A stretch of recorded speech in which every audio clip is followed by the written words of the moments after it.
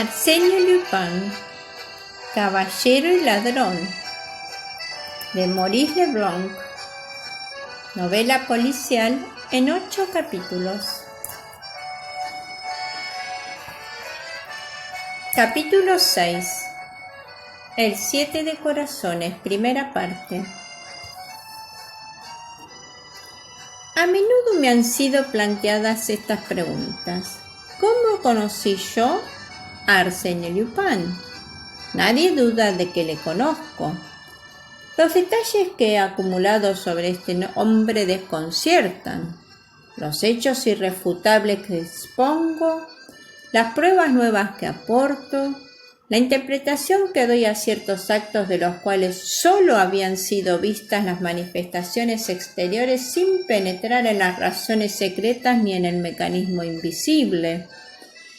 Todo eso prueba perfectamente, si no, una intimidad que la propia existencia de Arsène Lupin haría imposible, si cuando menos unas relaciones amistosas y las consiguientes confidencias. Pero, ¿cómo lo conocí yo? ¿De dónde procede el favor de su historiador? ¿Porque he de ser yo y no otro? La respuesta es fácil. La casualidad únicamente ha presidido una lección en la cual mis méritos no cuentan para nada. Es la casualidad que me ha puesto sobre ese camino. Es por esa casualidad que he estado mezclado a una de sus más extrañas y sus más misteriosas aventuras, y es por casualidad, en suma, que fui actor en un drama del que él fue el maravilloso director. Drama oscuro y complejo, erizado de tales peripecias, que experimento un cierto embarazo en el momento de emprender el relato. El primer acto se produjo en el curso de aquella famosa noche del 22 al 23 de junio, de la cual tanto se ha hablado, y por mi parte, digámoslo de una vez, atribuyo la conducta bastante anormal que yo observé en esa ocasión al estado de espíritu muy especial en que me encontraba al regresar a mi casa. Habíamos cenado entre amigos en un restaurante de la Cascada y durante toda la noche, mientras fumábamos y la orquesta de cíngaros tocaba valses melancólicos, nosotros no habíamos hablado más que de crímenes y de robos y de intrigas espantosas y tenebrosas. Y todo eso constituye una mala preparación para conciliar el sueño. Los Martin se marcharon en automóvil. Joan Daspry, aquel encantador y despreocupado Daspry que 6 meses después se haría matar de manera tan trágica en la frontera de Marruecos, y yo regresamos a pie bajo la noche oscura y cálida. Cuando llegamos ante el pequeño hotel que yo habitaba desde hacía un año en Nelly, en el Boulevard Maillot, él me dijo: ¿Tú nunca sientes miedo? ¡Qué ocurrencia! ¡Caramba! Estas residencias están tan aisladas, nada de vecinos, solo terrenos vacíos, en verdad. Yo no soy un cobarde, pero sin embargo... ¡Caray! ¡Qué alegre estás! Oh, yo digo eso como pudiera decir otra cosa. Los Martin me han impresionado con sus historias de bandidos. Después de estrecharme la mano, se alejó. Saqué la llave y abrí la puerta de la casa. Vaya, me dije, Antonia ha olvidado dejarme encendida una lámpara. Y de pronto recordé. Antonia estaba ausente, pues yo le había dado permiso para salir. Inmediatamente las sombras y el silencio me resultaron ingratos. Subí hasta mi dormitorio a tientas lo más rápido posible y enseguida, al contrario de lo que acostumbraba hacer, di vuelta a la llave por dentro y eché el cerrojo. La llama de la lámpara me devolvió mi sangre fría, sin embargo, tuve la precaución de sacar mi revólver de su funda. Era un revólver grande, de largo alcance, y lo coloqué al lado de mi cama. Esta precaución acabó de tranquilizarme. Me acosté y, como de ordinario para dormir, tomé de encima de la masilla de noche el libro que siempre tenía sobre ella. Quedé sorprendido. En lugar del cortapapeles con que yo había dejado marcadas las páginas la víspera, se encontraba un sobre sellado con 5 marcas de lacre rojo. Lo tomé vivamente. Llevaba como dirección mi nombre y apellidos, acompañado de esta indicación: urgente, una carta a mi nombre. ¿Quién podía haberla puesta en ese lugar? Un poco nervioso, desgarré el sobre y leí: a partir del momento en que usted haya abierto esta carta, ocurra lo que ocurra, oiga lo que oiga, no se mueva, no haga ningún ademán, no lance ningún grito, si no, está usted perdido. Pero tampoco soy un cobarde y como cualquier otro se ha de hacerle frente al peligro real o sonreír a los peligros quiméricos que se apoderan de nuestra imaginación. Mas repito, me encontraba en un estado de espíritu anormal y por ello más fácilmente impresionable y con los nervios a flor de piel. Y además, ¿no había en todo eso algo de desconcertante y de inexplicable que hubiera sobrecogido al alma más intrépida? Mis dedos apretaban febrilmente el papel y mis ojos releían sin cesar las palabras amenazadoras. No haga ningún ademán, no lance ningún grito, si no, está usted perdido. Vaya, pensé yo, se trata de alguna broma, de una farsa estúpida. Estuve a punto de echarme a reír y hasta sentí deseos de reírme en voz alta. ¿Qué me lo impedía? Qué temor impreciso me comprimía la garganta. Cuanto menos apagaría la lámpara, pero no pude soplar la llama. Ni un ademán, o usted está perdido, decía la nota. Pero ¿por qué luchar contra esa clase de autosugestiones más imperiosas a menudo que los hechos más precisos? No tenía más que cerrar los ojos. Cerré los ojos. En el mismo instante, un ruido ligero rompió el silencio y luego se oyeron crujidos, y todo ello provenía, según me pareció, de una sala grande inmediata donde yo tenía instalado mi gabinete de trabajo y del cual estaba separado por una antecámara. La proximidad de un peligro real me sobreexcitó y tuve la sensación de que iba a levantarme, echar mano al revólver y precipitarme en la sala. Pero no me levanté. Frente a mí, una de las cortinas de la ventana se había movido. Ya no cabían dudas. Se movía aún, y vi claramente entre las cortinas de la ventana, en ese espacio demasiado estrecho, que había una figura humana cuyo volumen impedía que la tela cayera vertical. Y aquel ser que me estaba viendo también, estaba seguro que me veía a través de las mallas muy amplias de la tela, y entonces lo comprendí todo. Mientras los demás se llevaban el botín, su misión consistía en mantenerme quieto. ¿Qué haría? ¿Levantarme?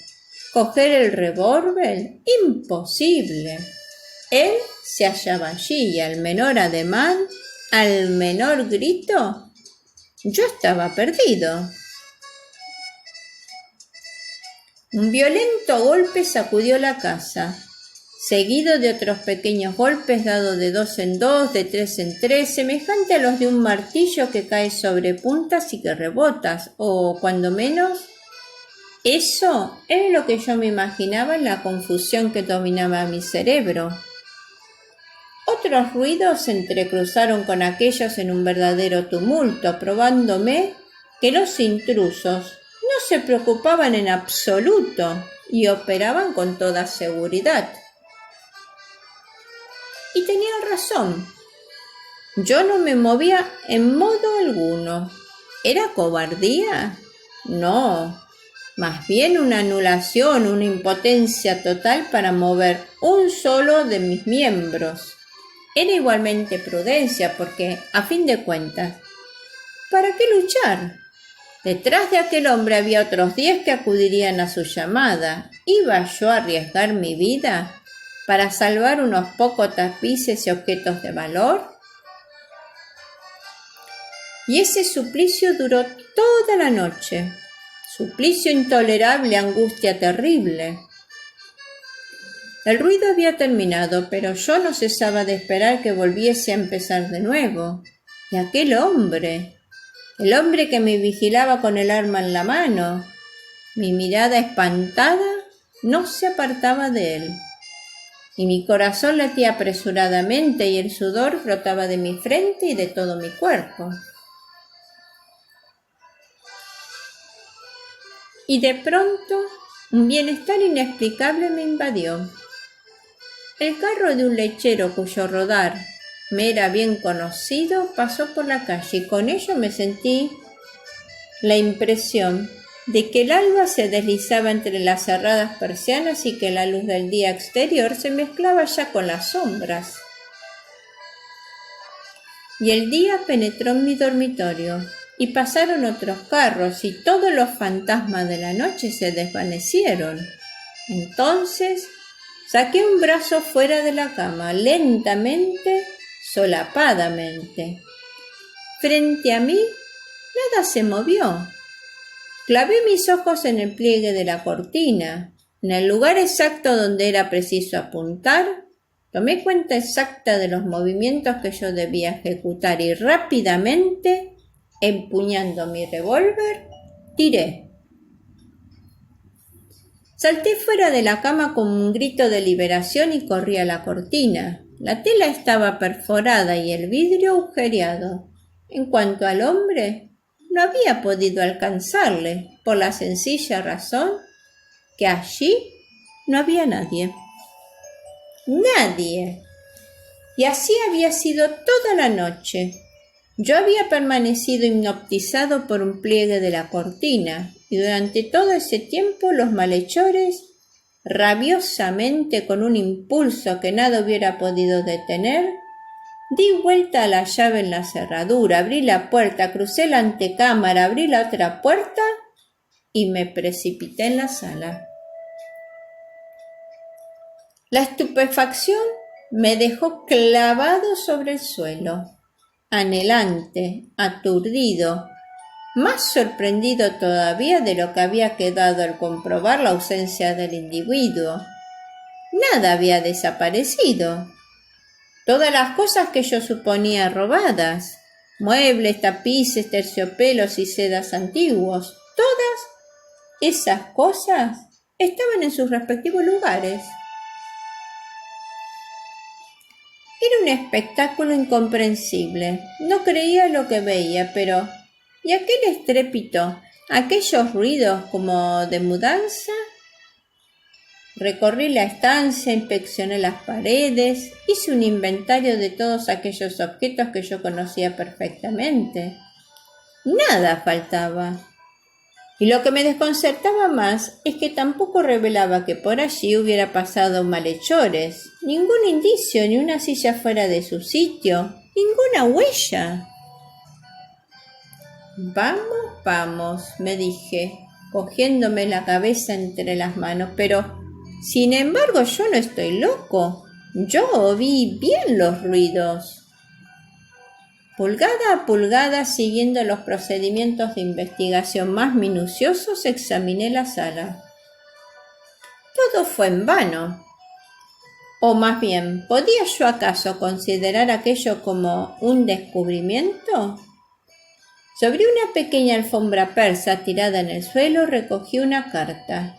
Un naipe del juego.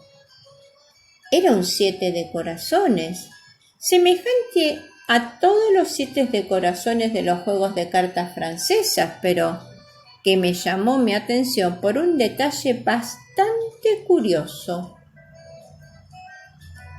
La punta extrema de cada una de las 7 marcas rojas en forma de corazón estaba perforada.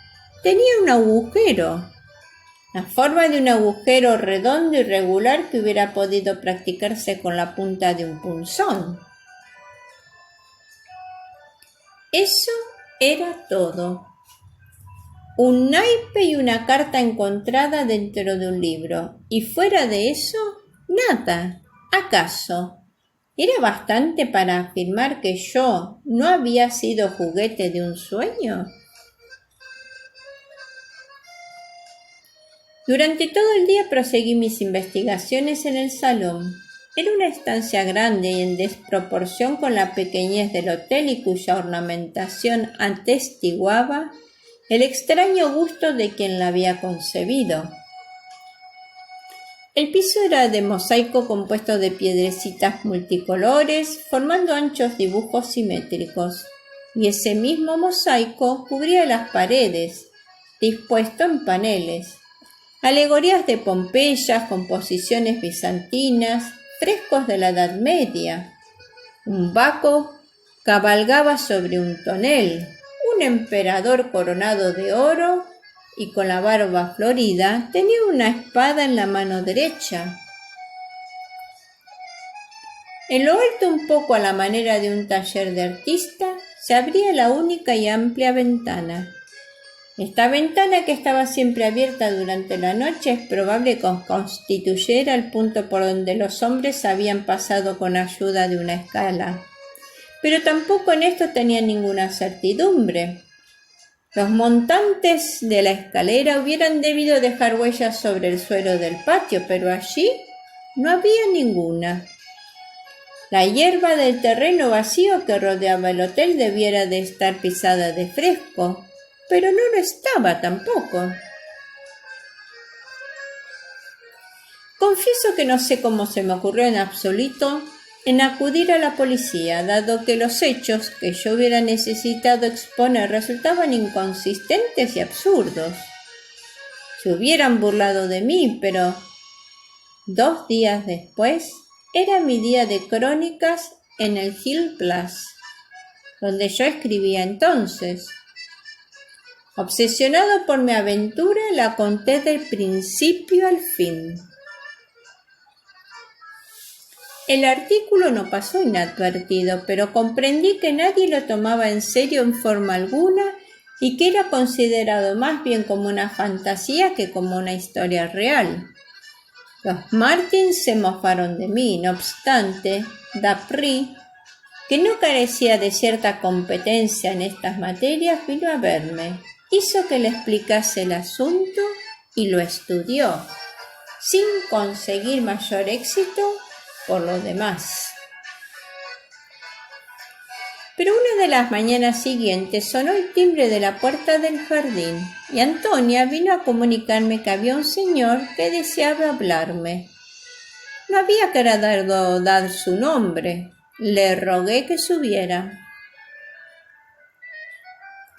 Era un hombre de unos 40 años, muy moreno, de rostro enérgico y cuyas ropas limpias pero muy usadas revelaban una preocupación por la elegancia que contrastaba con sus maneras más bien vulgares. Sin preámbulo alguno me dijo, con voz rasgada y con un acento que me confirmaba la situación social del individuo: «Señor, encontrándome de viaje y estando en un café, cayó bajo mis ojos el Gil Blas. Leí su artículo. Me ha interesado mucho. Se lo agradezco. Y he venido... sí, para hablar con usted». ¿Todos los hechos que usted ha contado son exactos? Absolutamente exactos. ¿No hay ni un solo que no sea invención de usted? Ni uno solo. En ese caso quizá yo tenga informes que proporcionarle. ¿Le escucho a usted? No. ¿Cómo no? Antes de hablar es preciso que yo compruebe si son exactos. ¿Y para qué comprobarlos? Es preciso que yo permanezca solo en esta estancia. Le miré con sorpresa. No comprendo muy bien. Es una idea que se me ha ocurrido al leer su artículo. Ciertos detalles establecen una coincidencia verdaderamente extraordinaria con otra aventura que la casualidad me ha revelado. Y si me he equivocado es preferible que yo guarde silencio. Y el único medio de saberlo es que yo me quede solo. ¿Qué se ocultaba bajo semejante propuesta? Más tarde he recordado que al formularla, el hombre tenía un aire inquieto, una expresión de carácter ansioso, pero por el momento, aunque un tanto sorprendido, yo no encontraba nada de particularmente anormal en su exigencia y además aquella curiosidad me estimulaba. Respondí: sea. ¿Cuánto tiempo necesita usted? 3 minutos, no más. De aquí a 3 minutos iré a reunirme con usted. Salí de la estancia. Una vez abajo, saqué mi reloj. Pasó 1 minuto, pasó 2 minutos. ¿Por qué me sentiría oprimido? ¿Por qué aquellos instantes me parecieron más solemnes que otros? 2 minutos y medio, 2 minutos y 3/4 y de pronto sonó un disparo. En una zancada subí los peldaños y entré. Lancé un grito de horror.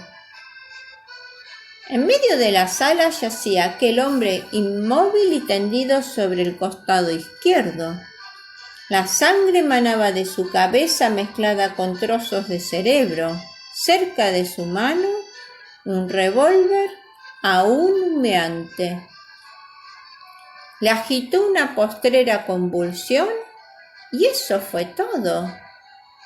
Pero más aún que aquel espectáculo espantoso, hubo algo que me sorprendió, algo que hizo que yo no gritara seguidamente pidiendo auxilio y que en lugar de ello me echara de rodillas para ver si el hombre respiraba aún. A 2 pasos de él, caído en el suelo, había un 7 de corazones. Lo recogí. Las 7 extremidades de las 7 marcas rojas estaban también agujereadas. Media hora después llegó el comisario de policía de Newville y luego el médico forense y enseguida el jefe de seguridad, señor Dudois. Yo me había guardado mucho de tocar el cadáver. Nada podía falsear las primeras comprobaciones. Aquellas fueron breves, tanto más cuanto que en un principio nada se descubrió o muy poca cosa. En los bolsillos del muerto no había documento alguno, en sus ropas ningún nombre o marca, y en su ropa interior ninguna inicial. En suma, ni un solo indicio capaz de revelar su identidad. Y en la sala reinaba el mismo orden que antes. Los muebles no habían sido movidos de sus lugares y todos los objetos continuaban en su misma posición. Y sin embargo, aquel hombre no había venido a mi casa con la intención de matarse porque él juzgara que mi domicilio convenía mejor que cualquier otro para un suicidio. Era preciso que hubiera un motivo que lo hubiera decidido a ese acto desesperado y que ese motivo por sí mismo resultara de un hecho nuevo, comprobado por él en el curso de los 3 minutos que había pasado solo. ¿Qué hecho era ese? ¿Qué había visto él? ¿Qué le había sorprendido? ¿Qué secreto espantoso había penetrado en él? No estaba permitido hacer suposición alguna, pero en el último instante se produjo un incidente que nos apareció en un interés extraordinario. En el momento en que 2 agentes se agachaban para levantar el cadáver y llevarlo sobre una camilla, se dieron cuenta que la mano derecha, hasta entonces cerrada y crispada, se había distendido y que de ella caía una tarjeta de visita toda arrugada. Esta tarjeta decía: Jorge Andermatt, calle de Berry 37. Y como dice don Periquín, este capítulo ha llegado a su fin. Fifi la Cuentacuentos agradece tu escucha. Confía en que esta narración haya sido de tu agrado y te invita a suscribirse a su canal para que cada domingo de sus estrenos puedas disfrutar.